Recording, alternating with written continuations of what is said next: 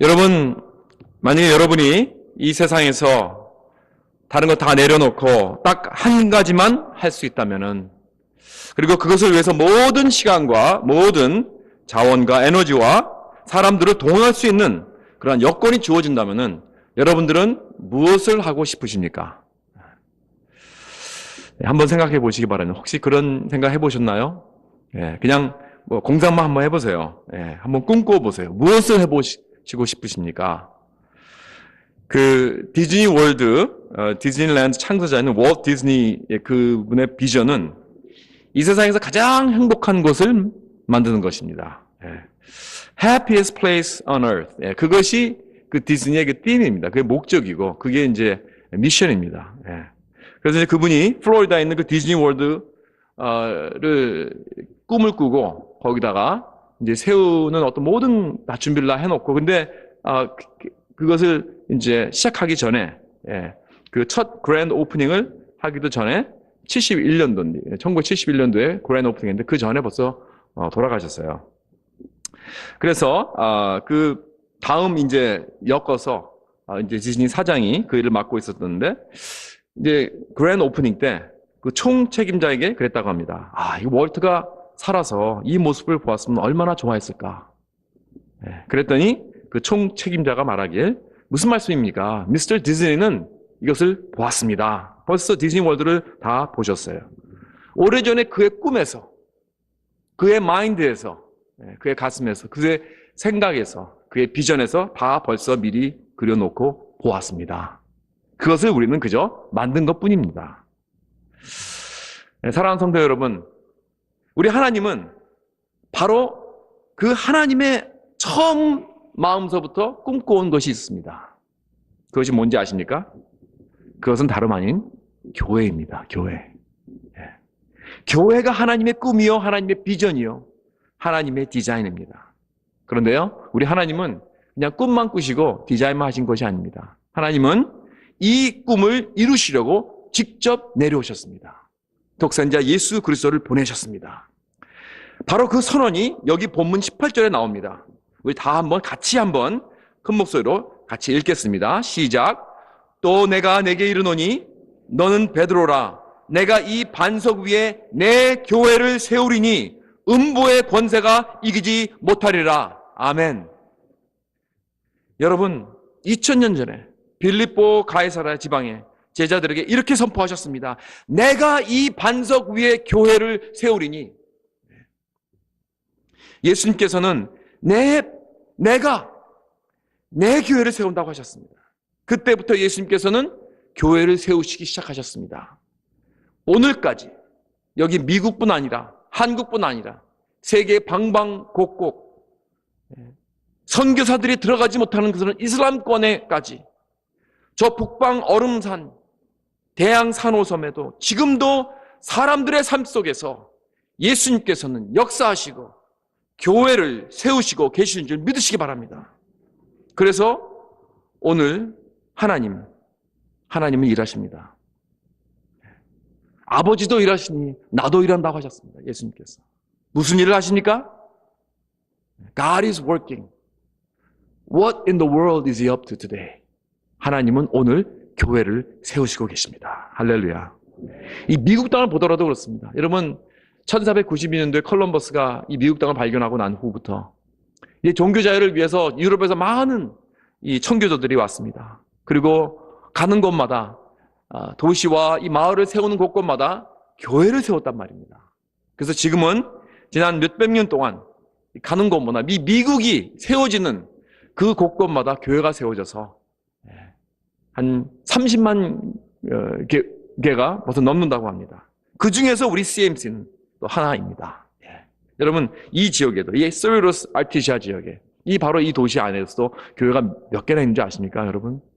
이 작은 도시 같지만은 교회가 44개나 있습니다.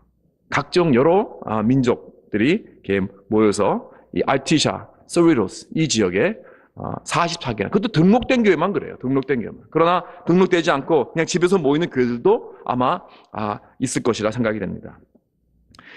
저는 한 10년 전 제가 그때 담임했던 그 덴버 EM 교회 그 리더들을 데리고 시카고의 그 윌로크릭 교회 빌 하이버스 목사님이 하는 그 교회 세미나에 참석을 했습니다. 그때 그분이 그러시더라고요. There is nothing like the local church in this world if the church is working right. 그런 말을 했어요. 저는 그 말이 내 가슴에 닿습니다. 네. 그렇다. 정말 교회가 올바르게 세워진다면 이 세상에 교회 같은 곳이 없다는 거예요. 그래서 아무리 교회가 우리가 약하고 넘어지고 또 어떨 때는 참 보기 싫은 모습도 있지만은 아직도 오늘 이 세상의 소망은 교회인 줄 믿으시기 바랍니다. 저는 그때 그 교회, 우리 교회의 소망을 꼭 붙잡았습니다. 이 비전을 붙잡았어요. 정말 눈물 날 정도로 교회의 본질을 깨달았고 이 세상의 오직 소망은 교회다. 잃어버렸던 영혼들이 주님 앞에 돌아오고 부서진 삶이 다시 고쳐지고 깨어진 관계가 다시 회복되고 인생의 고난과 슬픔과 기쁨과 즐거움 함께 서로 나누면서 가족같이 사랑하고 하나님께 영광 돌리며 예배 드리는 그러한 공동체를 여러분 이 세상 어디에서 찾을 수 있겠습니까? 직장에서 찾을 수 있겠습니까? 헬스클럽에서? 하이킹클럽에서 찾을 수 있습니까? 아니면 뭐 요즘 페이스북 같은 데서 찾을 수 있겠습니까? 여러분 교회는 아직도 이 세상의 소망입니다. 왠지 아십니까? 왜냐하면 예수 그리스도께서 아직도 교회를 세우시고 예수 그리스도께서 교회를 통하여 주님의 놀라운 사랑과 복음을 전하시고 사람들의 삶을 지금 변화시키고 바꾸고 그들의 소망을 주고 있기 때문입니다. 이 세상에는 많은 것들이 일어나고 있습니다. 사람들은 지금 뭐 신문이나 방송들을 통해서 많은 여러 가지 일어나는 일들, 뭐 한국의 정치, 또 북한, 중동의 테러, 경제, 뭐 이런 것들로 관심이 꽉 차여 있을 것입니다. 여러분의 관심은 무엇입니까? 오늘.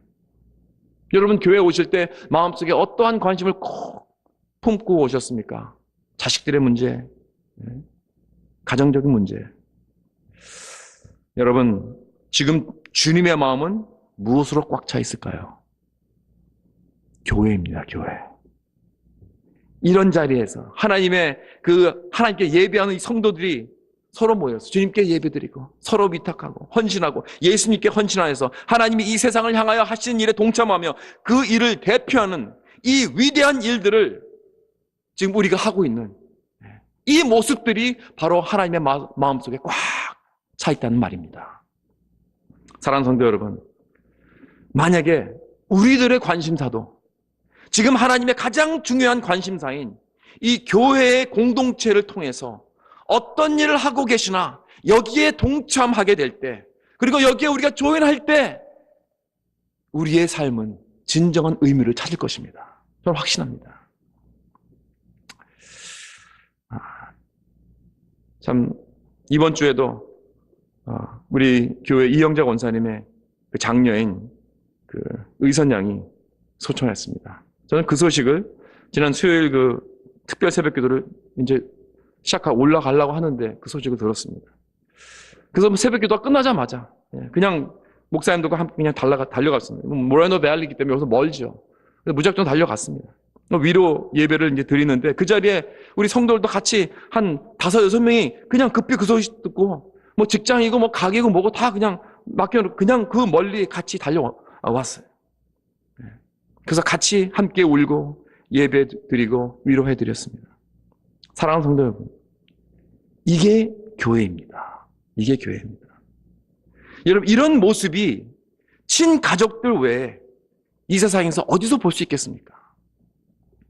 여러분, 왜 그렇게 예수 그리스도께서 교회를 자신의 핏값으로 사시고 또 교회를 신부라고 부르시고 교회를 그렇게 사랑하시고 교회를 위해서 모든 걸 다 주시고 다 희생하시고 아직도 교회를 사랑하셔서 모든 관심사가 교회에 있는가?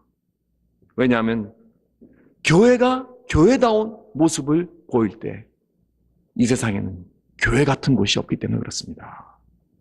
이 세상의 오직 소망은 아직도 교회이기 때문에 그렇습니다. 그래서 우리 교회의 새 회견도 표를 주님이 세우시는 교회로 하나님께서 우리에게 주셨습니다. 오늘 하나님은 무슨 일을 하시는가? 하나님은 교회를 세우고 계십니다. 그리고 저와 여러분들을 초대하십니다. 우리 함께 교회를 세우자. 사랑하는 성도 여러분, 새 회개년도에는 이 위대한 일에 동참하십시다. 그럴 때 여러분은 진정한 삶의 의미를 찾을 수 있는 줄 믿습니다. 그럼 오늘 우리 본문 말씀을 통해서 우리 교회의 본질은 무엇인가? 우리 교회는 어떠한 모습이 나타나야 되고 교회가 어떠한 교회가 되어야 하는가에 대해서 한번 몇 가지 나눠보겠습니다. 여러분 바로 이 본문에서 보면은 예수님이 제일 처음 교회라는 단어를 여기서 쓰셨습니다. 그거 아십니까? 네. 그렇기 때문에 이 본문은 이 교회론에 있어서 아주 중요한 이 본문입니다. 예수님께서 교회를 세우실 때 어떠한 특별한 목적을 가지고 어떠한 계획을 가지고 세우셨는가 하는 것을 여기서 볼 수가 있습니다. 본문에 보면은 이제 예수님께서 이 교회에 대해서 말씀하시려고 또 그거에 대해서 가르치시려고 제자들을 데리고 어느 장소로 데리고 가십니다. 13절에 보니까 예수님은 이제 마지막으로 예루살렘 올라가시기 전에 이 빌립보 가이사라는 곳에 오셨어요. 여기는 어디인가? 왜 이 장소가 중요한가? 이 장소는요, 이스라엘 북부 지방인데 지금은 레바논 국경에 있습니다. 제가 한 20년 전에 그 성지 갔을 때 이곳을 들렸는데요. 제 기억으로는 정말 아름다운 곳이었습니다. 막 숲이 무거지고요. 시냇물이 절절절절 흐르고 정말 어느 산속 깊이 아주 막 새소리 나고 여러분들 상상해 보실 수도 있죠. 너무나 아름다운 곳, 산속 깊이 그런 곳이에요. 그리고 막 폭포가 막 내려오고 무슨 리조트 같아요. 그냥. 그리고 뒤에 보면 그 헐몬산이 쫙 있고 그 위에 스노우 캡이 딱 돼 있고 그 지역이 너무나 아름다웠던 그런 기억이 납니다. 그 지역에는 그 아름다운 것뿐만 아니라 그 14개의 이방 신들을 섬기는 동굴들이 있습니다. 그러니까 아주 그런 어떤 종교적 유적지입니다. 그래서 이방 신전이 있고 제사와 경배를 드리는 곳으로 유명합니다. 뿐만 아니라 분봉왕 빌립보가 이 도시를 가이사에게 바쳤어요. 바쳐서 당신은 신입니다. 여기 있는 모든 신들과 같이 당신도 신입니다. 하나님입니다. 뭐 이렇게 아부를 한 거죠. 가이사에게. 그 당시에는 뭐 가이사는 신이라고 여겼으니까. 이렇게 지명한 것입니다. 그리고 자기 이름을 갖다가 뒤에서 딱 갖다 붙였어요. 그래서 가이사라 빌립보 이렇게. 여러분 왜 이 배경이 중요한 의미를 주고 있는가? 교회를 선포하시는 그 장소, 그 배경은 그 당시 최고 로마 제국의 왕인 가이사를 신격화하고 각종 신들이 다 몰려있는 그 빌립보 가이사라입니다. 여기서 주님이 교회를 세우신다고 선포하신 것은 교회의 선교지향적인 본질을 말해주고 있다는 것입니다. 왜 예수님이 좀 더 거룩한 그 예루살렘에서 교회를 선포하지 않으셨을까요? 그 이방인들 지역이며 이 정치적, 종교적 상징인 빌립보 가이사라에서 왜 교회를 선포하셨는가? 왜냐하면 교회 본질이란 부름을 받아 이 악한 세상 속으로 들어가 빛을 비추는 것이기 때문에 그렇습니다. 그래서 어둡고 절망적인 이 세상에 진리와 소망을 보여주고 나타내는 것이 바로 교회의 사명입니다. 교회는 자꾸 어두운 세상 속으로 들어가야 합니다. 우리는 세상을 등지면 안 됩니다. 교회는 무슨 절간처럼 산속에다가 이렇게 세우는 것이 아닙니다. 높은 담을 쌓아놓는 것이 아닙니다. 꽉 문을 잠가놓고 들어오지 못하게 하고 우리 믿는 사람들끼리만 우리가 뭉쳐서 있자. 이게 교회가 아닙니다. 사람들이 사는 한가운데 사람들이 몰려있는 도시, 악한 세력들이 들끓는 이러한 여러 가지 이방 종교들이 막 들고 있는 정말 어둡고 영적으로 흑암적이고 소망이 없는 절망적인 그러한 곳에 교회를 세워놓는 것입니다. 그런데 자꾸 우리는 세상과 멀어지려고 하든지 아니면 세상의 악을 자꾸 사회적인 그런 방법이나 정책적으로 자꾸 없애려고 하는 거예요. 이게 문제입니다. 그 전에 있었던 교회에서 제가 한번 말씀드린 적이 있죠. 그 동네에 절이 들어온다고 해서 서명해가지고 막자는 캠페인을 교회에서 막 벌이더라고요. 전 솔직히 이건 창피한이라고 생각했습니다. 아니 뭐가 무서워서 그들이 들어오는 것을 교회가 막는다는 것입니까? 여러분 얼마나 좋습니까? 선교지 가지 않아도 되고 아니 그러한 곳에 선교사님도 보냈는데 덕하니 들어오면 얼마나 좋어요. 복음을 전할 수 있는 너무나 좋은 기회가 아닙니까? 왜 그렇게 생각을 못하느냐 말이에요. 여러분 악을 이런 식으로 없애는 것은요 교회의 할 일이 아닙니다. 교회의 목적은 이 사회를 정화시키는 데 있는 게 아닙니다. 그런 거 하려면 정치로 나가야죠. 예수님께서 우리에게 제자 삼고 복음을 선포하고 이 세상에 복음의 빛을 밝히라고 했지 언제 다른 종교를 몰아내고 법적으로 뭐 동성 연애자를 막으라고 했습니까? 여러분 이 땅은 어디까지나 선교지입니다. 선교지는 어둡습니다. 이방신들이 들끓습니다. 잘못된 사회적 제도가 있습니다. 그러나 그것들을 없애는 것은 교회가 할 일이 아닙니다. 이거 중요한 얘기입니다. 우리는 복음의 빛이 되어야 됩니다. 오히려 우리는 그들을 예수 그리스도의 이름으로 사랑해야 합니다. 사랑하는 성도 여러분, 어두움은 빛을 이기지 못합니다. 우리가 먼저 제대로 빛의 역할을 할 때 그때 어두움은 없어지는 것입니다.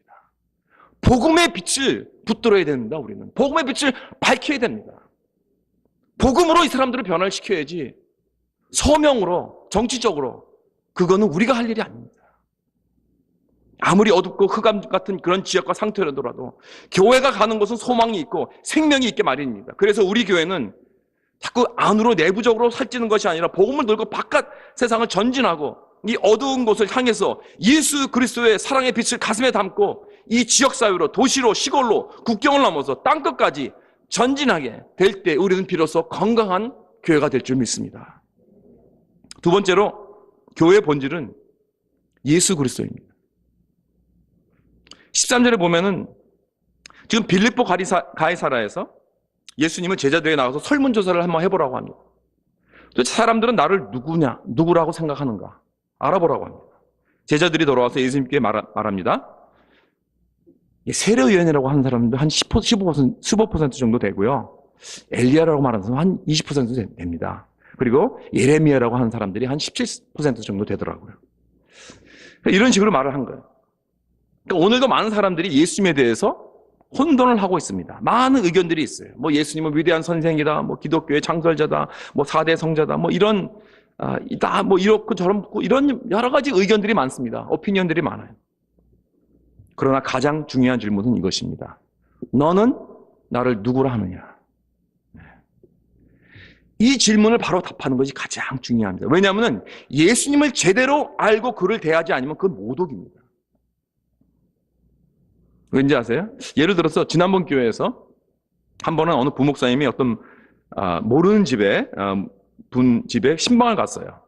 근데 이 신방을 받는 분도 교회 목사님을 잘 몰라요. 그래서 신방을 한다고 하니까 또 집안을 다 깨끗이 치고 음식도 열심히 막 차려가지고 막 상다리 부러져라 막 이렇게 채워놓고 가장 귀한 그릇들 아주 그냥 비싼 그릇들 다 내오고 정말 그분이 할 수 있는 최고의 대접을 해드린 거예요. 그래서 이 신방하신 이 부목사님이 좀 불편해가지고 뭐 이렇게 부목사까지 한때까지 뭐 그렇게 하시나 그러면서 뭐 그러시냐고 하면서 얘기하니까 이분이 담임 목사님 아니세요? 그러는 거예요. 난 담임 목사인 줄 알았는데 얼마나 억울했겠어요. 이렇게 된 거예요. 그러니까 이분은 여러분 근데 생각해 보세요. 이 부목사님에게 얼마나 이게 모독입니까? 그렇죠? 그분의 대접은 다른 사람을 위한 대접이었습니다. 왜냐하면 그가 누군지 몰랐기 때문에. 그러면 그건 모독입니다. 마찬가지로 내가 예수님을 마음에 영접하는데 그분이 누구인지 제대로 알지 못하면은 그분을 모독할 수밖에 없는 것입니다.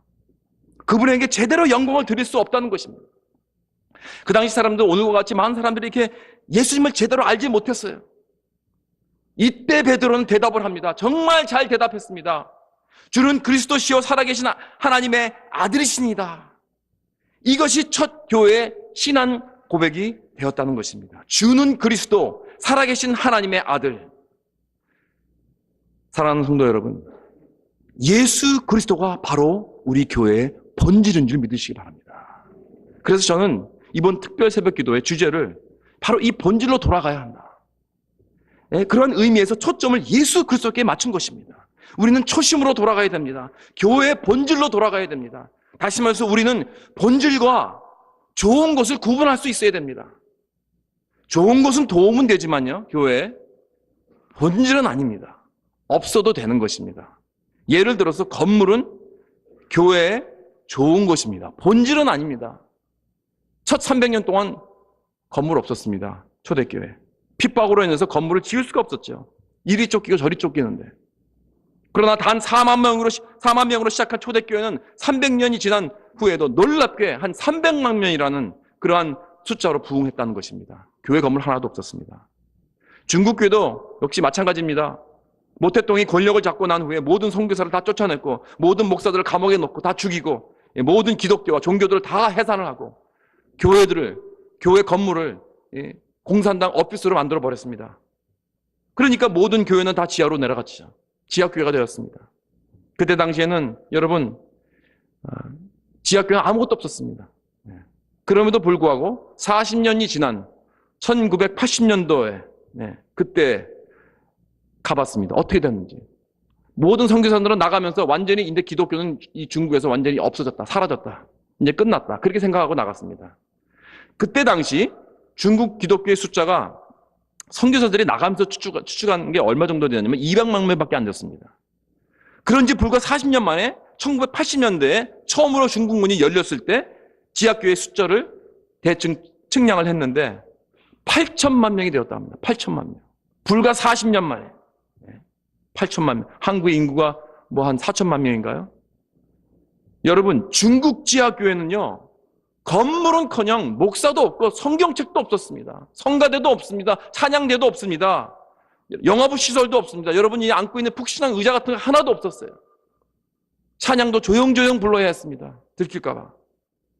중국 지하교회인들은 정말 아무것도 가진 것 없습니다. 공산 치유 아래서 완전히 자기 자유도 빼앗겼습니다. 버젯도 없었습니다. 그런데 그들이 가진 건 하나 있었습니다. 그것은 무엇이냐? 우리 주 예수 그리스도, 살아계신 하나님의 아들입니다. 그러니까 그들이 다른 데 초점을 맞출 데가 없는 거예요.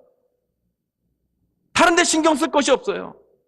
오직 예수 그리스도밖에 신경을 쓸 수 없습니다. 모든 초점이 예수 그리스도만 붙잡고 나간 것입니다. 그럴 때 놀라운 부흥이 일어나고 능력이 나타나는 줄 믿으시기 바랍니다. 장혜우 송명희 시인이 작사한 그 찬양이 있죠. 나 가진 재물 없으나, 나 남이 가진 지식 없으나, 나 남에 있는 건강 있지 않으나, 나 남이 없는 걸 있으니, 나 남이 못 본 것 보았고, 나 남이 듣지 못한 음성 들었고, 나 남이 받지 못한 사랑받았고, 나 남이 모르는 것 깨달았네. 공평하신 하나님이 나 남이 가진 것 나 없지만 공평하신 하나님이 나 남이 없는 것 갖게 하셨네. 이 송명희 시인은 출생할 때 이 뇌성마비가 되어서 평생 이 장애인으로 산 사람입니다. 지금 완전히 전신마비가 되었다고 합니다. 그분은 남이 가진 건강 없었습니다. 신체적 자유 없습니다. 그러나 그 마음속에 예수 그리스도가 살아계십니다. 그분만을 붙잡고 살아왔습니다. 그래서 이런 시를 쓸 수 있었고, 지금도 시와 찬양으로서 그의 사역으로서 우리 한국교회에 놀라운 은혜를 끼쳐오고 있습니다. 이것이 본질의 능력입니다. 좋은 것 좋습니다. 그러나 우리는 본질을 붙들어야 됩니다. 그렇기 때문에 어떨 땐 이 많은 좋은 것들, 이거 본질 붙잡는 데 있어서 방해가 될 수 있습니다. 우리는 초점을 흐트러지게 합니다. 이런 것들은. 오늘날 교회 문제는 너무 비본질적인 것들에 치우치가 있다는 그건 사실입니다. 예수님은 요한계시록의 에베소 교회에게 그 견고한 그 메시지 우리 교회에게 오늘도 주고 있습니다. 초심으로 돌아가라. 처음 사랑으로 돌아가라. 그러지 않으면 내가 촛대를 옮겨 놓으라. 오직 예수 사랑으로 돌아가는 것입니다. 예수만이면 족하다. 예수만 높이고 예수만 선포하고 예수만 자랑하고 거기에 놀라운 능력과 생명력과 부흥의 역사가 있는 줄 믿으시기 간절히 바랍니다. 그렇다면은 우리 교회의 본질은 예수 그리스도, 살아계신 하나님의 아들. 이게 무슨 뜻인가? 첫째로 이 주란 Lord. 이것은 내 생명의 절대적인 주인은 바로 주님이라는 것입니다. 내 인생의 모든 것을 주장하시고 나를 창조하시고 나의 모든 권위를 가지고 계시고 나의 생각과 행동과 언어 이것들 전부 다 주님께서 다 소관하시는 것이다. 절대적으로 나는 그분에게 순종해야 된다는 것입니다. 이게 바로 주입니다. 그럼 예수는 무슨 뜻인가? 예수는 히브리어로 여호수아. 즉 여호와는 여호와는 구원하시는 하나님이라는 거예요. 예수님은 내 죄로 말미암아 죽어야 할 나를 대신하여서 십자가에 돌아가시고 나를 구원하여 주셨습니다. 그래서 예수는 나의 구원자입니다. 그리고 나의 주님이십니다. 그렇기 때문에 우리가 구주라고 하는 것입니다. 그럼 그리스도는 무슨 뜻인가? 그리스도는 메시아입니다. 메시아. 히브리어로. 즉 anointed one, 기름 부음 받은 자. 여러분 구역에 보면 세 가지 직분이 기름 부음을 받았죠. 첫째는 왕이 기름 부음을 받았습니다. 왕은 다스리는 역할을 합니다. 또 제사장이 기름 부음을 받았습니다. 제사장은 죄를 해결해 줍니다. 그리고 선지자가 기름 부음 받았습니다. 선지자는 하나님 말씀을 선포하는 자입니다. 그러니까 다시 말해서 예수님은 The Christ, 메시아, 대왕, 대제사장, 대선지자입니다. 그래서 이 세 가지 직분을 다 완수하신 것입니다. 그래서 예수님이 메시아라는 것은 나의 왕, 나의 구속자, 나의 영원하신 반석이라는 것입니다. 모든 구약의 성취자. 그런데 그것뿐 아닙니다. 그는 살아계신 하나님의 아들이라고 했습니다. 이것은 삼위일체의 언어입니다. 하나님의 아들, 곧 하나님이십니다. 지금 베드로가 예수님을 고백하고 있는 그 자리에 이 빌립보 가이사라, 즉 각종 여러 잡신들이 깔려 있는 곳입니다. 그 자리에서 베드로는 살아계신 하나님 아들을 선포합니다. 이 모든 신은 다 죽었다. 다 없다. 그러나 오직 우리 하나님만 살아계시다. 이겁니다. 그래서 이 세상에서 살아계신 하나님은 오직 한 분. 그 외에 다른 신들은 없고 이렇게 말하는 거 다름없다는 거예요. 그렇다면 교회란 무엇입니까? 교회란 예수님이 주님이시오. 예수님이 구원자시오. 예수님이 메시아, 즉 모든 성경의 성취자시오. 예수님은 하나님이시다 라고 고백하며 선포하며 그분에게 감사와 찬양으로 예배하는 그 공동체인 것입니다. 뿐만 아니라 이 생명의 메시지를 두고 이 세상 속으로 들어가서 그것을 모르는 사람들에게 전하고 섬기고 사랑하고 주님 다시 오실 때까지 내 삶을 이 일에 바치는 이것이 바로 우리 크리스천의 삶이요 또 교회의 본질인 줄 믿으시기 바랍니다. 그래서 교회의 모든 핵심이 바로 이것이 되어야 됩니다. 우리 주 예수 그리스도 살아계신 하나님의 아들. 만약에 그리스도가 중심이 되지 않는다면은 그거는 교회가 아닙니다. 그것은 서클입니다. 그거는 클럽입니다. 그저 내가 좋아하는 사람만 모이는 그러한데 그런 것은요 교회가 아니에요. 그렇다면 그건 당장 없어져야 됩니다. 사랑하는 성도 여러분, 교회는 그렇기 때문에 나랑 비슷한 사람만 모이는 곳이 아닙니다. 나랑 생각이 같고 나랑 스타일이 같고 나랑 마음이 같은 사람만 모이는 곳이 교회가 아니란 말입니다. 내가 좋아하는 사람만 모이는 곳이 교회가 아닙니다. 교회는 예수 그리스도가 좋아서 모이는 사람들의 장소입니다. 그런 모임입니다. 그런 사람들이 함께 모이기 때문에 여러분 우리는 서로 맞지 않을 수 있습니다. 서로 스타일이 다를 수 있습니다. 배경이 다를 수 있습니다. 문화가 다를 수 있습니다. 그러나 우리는 예수님을 사랑하고 예수님께 우리는 어트랙되었기 때문에 서로 우리는 사랑하며 서로 우리는 받아주고 또 좋아하는 이 방법을 우리는 배우며 살아나가는 것이 바로 교회인 것입니다. 난 너를 좋아하지 않으니까 넌 없어도 돼. 이렇게 말 못합니다. 넌 내 수준에 맞지 않으니까 난 너랑 상대 안 해. 이렇게 말 못한다고요. 이렇게 되면 이건 교회가 아니지. 그렇기 때문에 진짜 교회란 여러분 각 배경의 사람들이 예수 그리스도가 좋아서 예수님이 어트랙티브 돼서 모이는 그러한 곳이 교회입니다. 서로가 좋아서 모이는 것이 아닙니다. 시설이 아닙니다, 여러분. 프로그램이 좋아서 그런 것이 아닙니다. 교육부가 잘 돼 있어서가 아닙니다. 파킹량이 넓어서가 아니에요. 예수님이 좋아서 오는 것이 바로 교회입니다. 내가 어떤 배경의 사람이든 상관없습니다. 그리고 여기에 모이는 사람들은 모두가 다 예수님께서 보내주신 사람입니다. 우리 교회에 오신 분들은 누구를 막론하고 내가 그 사람과 옛날에 어떠한 관계가 있었는지 그건 상관없어요. 예수님께서 일단 우리 교회에 보내주신 사람들은 다 우리 교회의 한 형제 자매입니다. 그렇기 때문에 우리가 서로 받아주지 않고 서로 차별하고 주님 앞으로 나오는 단 하나의 영혼이라도 우리가 무시하거나 헐뜯거나 그런다면은 나는 예수님을 직접 공격하는 것입니다. 그거 아셔야 돼요. 왜냐하면 우리는 예수님의 몸이기 때문에. 사도 바울이 예수를 영접하기 전에 사울이 되었을 때 크리스찬들을 죽이려고 다메섹으로 향하고 있었습니다. 이때 예수님을 만났죠. 예수님께서 뭐라 그러셨습니까? 사울아 사울아 너 왜 나를 핍박하느냐? 아니 제가 언제 여러분 사울은 예수님 손 대본 적도 없습니다. 그러나 크리스찬들을 막 죽이고 잡아 넣었죠. 바로 그겁니다. 예수님께서 네가 내 제자들을 내 성도들을 잡아 죽이고 때리고 감옥에 넣은, 그랬으므로 너는 나를 핍박하였다 그랬습니다. 여러분, 바로 이것이 예수님의 마음입니다. 만약에 예수님의 자녀 하나를 이렇게 공격하면은 그건 예수님을 공격하는 것입니다. 왜냐하면 우리 교회는 그의 몸이요, 우리 크리스천들은 그의 이름을 몸에 지는 자들이기 때문에 그렇습니다. 그래서 예수님께서 내 교회라고 하신 것이죠. 내 자녀들, 내 교회. 사랑하는 아빠가 사랑하는 자녀를 누가 건드리는 사람 어떻게 하시겠습니까? 가만두지 않죠.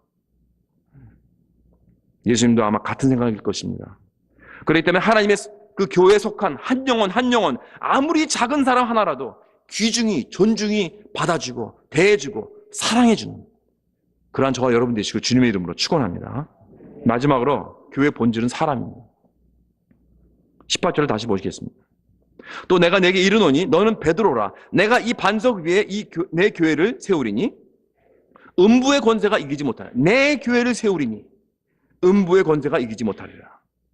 너는 베드로라. 내가 이 반석 위에 내 교회를 세운다는 이 말씀은 참 역사적으로 많은 이 디베이트가 있었습니다. 왜냐하면 가톨릭 교회에서는 이 반석을 그 베드로 사람, 제자라고 해가지고 절대적인 어떤 교회의 주권을 베드로 한 사람에게 줬다고 그렇게 믿어오고 주장해왔어요. 그래서 첫 교황이 되었죠. 또 개신교에서는 베드로의 의미는 이 베드로는 작은 돌이고 이 반석이라는 것은 페트라, 이것은 큰 반석이고 여기 위에다가 집을 짓는 어떤 그런 반석이기 때문에 베드로는 될 수 없다. 그 사람은 아니다. 베드로가 고백한 신앙 고백이다. 그렇게 주장해 왔습니다. 그렇습니다. 신약의 다른 모든 부분에서도 예수 그리스도가 교회의 반석이시고 고린도전서 3장에서 그랬고 또 우리가 지난주 새벽기도에서 봤지만 베드로전서 2장에서 그렇게 말씀했습니다. 예수 그리스도가 교회의 모퉁이 돌입니다. 그렇기 때문에 교회의 반석은 예수님입니다. 교회의 영적인 반석. 그러나 교회는 사람들이 모이는 곳이고 하나님은 사람들을 세우시고 사람들을 사용하십니다.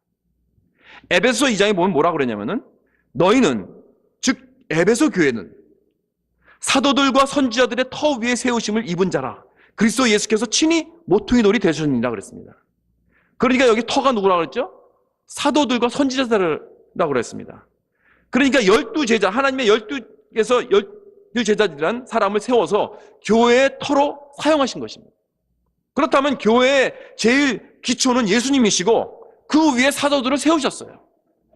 그래서 예수님은 영적 기초이고 사도들은 이제 교회가 처음 시작할 때 그 바로 시작점입니다. 그리고 베드로는 그 수제자로서 사도들을 대표한 사람입니다. 다시 말해서 하나님은 사람들을 세우심으로 교회를 세우신 것입니다. 교회란 사람들입니다. 그래서 어떤 프로그램이 아닙니다. 어떤 행사가 아닙니다. 어떤 퍼포먼스가 아닙니다. 하나님이 교회를 세운다는 것은 사람들을 세우시는 것입니다. 어떤 사람들이라고? 그랬죠? 전에는 교회 밖에 있었지만은, 전에는 하나님을 모르는 사람들이었지만은, 이제는 주 예수 그리스도를 살아계신 하나님의 아들임을 믿고 선포하고 예수를 주라 고백하는 자들. 교회는 이렇게 불완전한 사람들이 모이는 곳이기 때문에 문제가 있고 넘어지고 어떨 땐 부끄러운 일들이 그 안에서 일어나고 있습니다. 그래도 하나님의 관심은 사람들이기 때문에 사람들을 세우시고 이렇게 연약한 저와 여러분들을 사용하시기 원하십니다. 그런데 문제는 그 다음 구절이에요. 19절에 보니까 내가 천국 열쇠를 내게 주리니 내가 땅에서 무엇인지 매면 하늘에서도 매일 것이요 내가 땅에서 무엇인지 풀면 하늘에서도 풀리리라 그랬어요. 이게 도대체 무슨 뜻입니까? 예수님이 천국 열쇠를 베드로에게 주신다고 했어요. 여러분, 열쇠라는 것은 이 성경에 이 권위를 말하고 있습니다. 권위를 상징하고 있어요. 누가 나에게 열쇠를 줬다. 그것은 내가 정말 그것을 가지고 책임을 지게 하는 것입니다. 그래서 제가 처음에 우리 교회에서 우리가 취임했을 때 성목사님께서 열쇠를 만드셔서 저에게 주셨어요. 굉장히 상징적인 것입니다. 이게 뭐냐면은 이것은 모든 것을 책임을 지게 하는 것입니다. 매니저 역할을 하는 것입니다. 베드로가 이 권위를 가지고 오순절날 예루살렘 성전에서 그 많은 사람들 앞에서 담대하게 복음을 전했습니다. 그랬더니 어떻게 됐습니까? 3,000명이 회개하고 세례를 받았습니다. 이것이 바로 천국의 열쇠입니다. 바로 예수 그리스도의 고난으로 복음을 선포하고 모든 족속으로 제자를 삼고 아버지와 아들과 성령의 이름으로 죄의 사함과 세례를 주고 잃어버린 영혼들을 교회로 들어오게 하는 이 사역을 말하고 있는 것입니다. 그러니까 모든 사람들이 천국에 들어갈 수 있는 오직 열쇠는 바로 복음이요 예수 그리스도라는 것입니다. 사도들의 메시지는 이거 하나밖에 없었어요. 주 예수를 믿어라. 그래야만 너와 네 집이 구원을 얻으리라. 구원은 어떤 종교적 행사를 따르는 것이 아닙니다. 어떤 전통을 따르는 것이 아닙니다. 어떤 선행을 통한 것이 아니라 주 예수 그리스도를 나의 주님으로, 나의 구원자로 살아계신 하나님의 아들로 믿게 되면은 나는 죄 사함을 받고 하나님의 가족이 된다는 것입니다. 이것이 천국 열쇠의 권위입니다. 주 예수를 믿는 것. 그래서 이 시간 저는 교회의 머리 되시고 왕중왕이신 예수 그리스도의 권위로, 교회의 터가 된 사도들의 권위로, 하나님의 보내신 사신으로 여기 모인 여러분들에게 선포를 합니다. 예수 그리스도를 믿으면 구원을 얻으리라. 예수 그리스도는 우리를 사랑하셨어. 사람이 되어 우리에게 오셨습니다. 완전한 삶을 사시고 우리를 위해 우리 대신하여 십자가에서 죽으심으로 말미암아 우리 모든 죄를 다 깨끗이 씻으셨습니다. 그리고 사흘 만에 부활하신 주님이십니다. 이 사실을 믿고 예수를 믿으면 죄사함을 받습니다. 예수 그리스도를 구주로 영접하면 구원을 얻습니다. 이 복음이 천국의 오직 열쇠인 줄 여러분 믿으십니까? 사랑하는 성도 여러분, 예수 그리스도께서 우리 CMC에게 이 복음의 횃불을 맡겨주셨습니다. 그리고 우리 모두들은 각자 우리 마음속에 이 복음의 이 작은 불꽃을 가지고 있습니다. 이 작은 불꽃은 우리가 각자 흩어졌어. 우리 혼자로서는 어둠을 밝히기는 참 너무나 작지만 우리가 함께 다 모여서 주님 예수 그리스도께서 우리에게 주신 그 사명을 붙잡고 참 이 반석 위에 내 교회를 세우리니 하는 이 말씀 위에 우리가 동참하고 같이 함께 불을 붙여서 우리 교회가 주님이 기뻐하시는 그러한 교회다운 교회가 된다면은 우리는 이 동네를 밝히고 전 세계를 밝히는 주님의 복음의 횃불이 될 줄 믿습니다. 새해에는 주님이 세우신 교회 되는 그러한 저와 여러분, 저와 여러분의 가정, 여러분의 사업터, 여러분의 커뮤니티가 되길 주님의 이름으로 축원합니다.